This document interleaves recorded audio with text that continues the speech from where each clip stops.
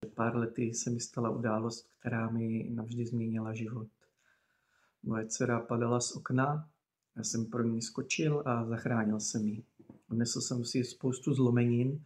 Chirurgicky mě krásně opravili, ale s rehabilitací už ne, tak jsem si musel pomoct sám. Díky metodám a praxi, kterou jsem si prošel, jsem se dokázal postavit opět na vlastní nohy a dneska zase můžu plně skákat salta.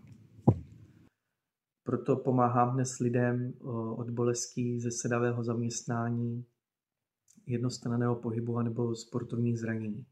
Protože sám jsem byl hodně v bolestech, vím, jaké to je a s mojí praxí, úsměvem na rtech a zkušenostmi pomáhám lidem zase opět získat sebevědomí v těle, cit a lásku k pohybu. Pokud byste chtěli s tímto procesem pomoct i vy, tak dole pod videem je jednoduchý formulář, který můžete vyplnit a já se na vás budu těšit osobně.